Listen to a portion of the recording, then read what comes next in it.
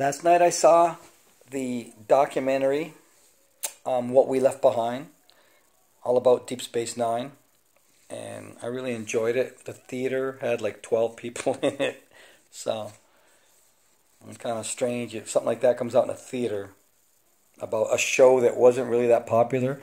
But I think the reason that it came out now is because Deep Space Nine has had kind of a cult following because it can be streamed on Netflix and you can watch episode on episode, season, a whole season in a day if you want. Well, I don't know about a day, but you could watch it, like binge it, you know. And I think that it's really got a cult following, and those people, the actors on DS9, they felt like the ugly little stepchild who was a brat that nobody wanted to be around, because it wasn't really that well received. It was on a space station. Oh God, this is going to be boring. They're not boldly going. But people should have watched that show. When I was exposed to it, my buddy Swank gave me, this is before I was ever into Star Trek, really. I like the original. I really like the original, but I wouldn't call myself a Trekkie. My friend Swank, he gives me VHS tapes of DS9. He's like, check out this show. I'm like, okay. I think he recorded it in Indiana with an antenna in the wintertime, because most of the episodes, it looked like it was snowing. It wasn't clear at all. But I watched it, and I'm like, this show is fantastic. And that's really the spark that got me really into Star Trek, besides liking the original from when I was 8 years old, when I was a kid. So I think that show, because of its popularity on Netflix, that's the reason why. It's starting to, like, people are noticing, people are saying how much they love the show, so it's probably a good time for this documentary to come out. I think that's why it came out now. One of the reasons, anyway. And it's kind of a different show. The characters are really developed well, where in other shows, not so much. And could be a little bit darker at times.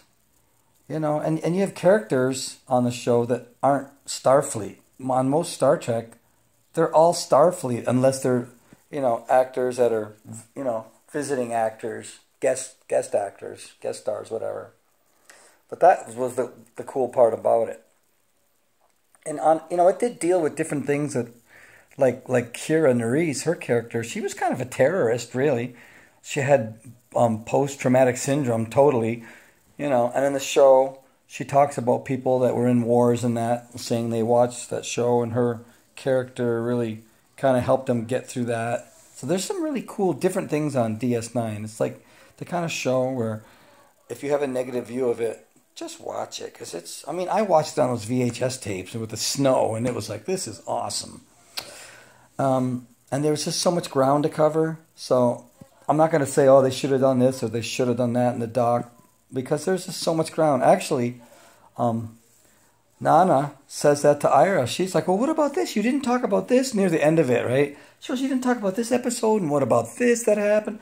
And he's like, whoa, how could we fit everything in? And it's true. It's impossible, you know. It's impossible because you have 7 seasons. It's in excess of 170 episodes, you know. So I think she was in it the most, you know. And it was great seeing all these actors saying what the role meant to them, and you could tell they really had a special place in their heart. So when it comes out on DVD, if you're a fan of DS9, I think you'll really like it. If you've never seen DS9, I don't know how much sense it would make, but if you're a fan, you definitely should buy it. You know. Anyway, I really enjoyed it. So anyway, that's my review of What We Left Behind. I thought it was pretty good. It was kind of weird seeing it at a theater, seeing something like that at a theater. You know, it was kind of funny that we were joking about getting there early so we would get seats. We could have came a half hour late and sat anywhere we wanted with like 12 people. So that was kind of funny. But anyway, it's a good show. If it comes on DVD and you like DS9, you definitely want to see this show. Anyway, take care, and that's my review. Peace out.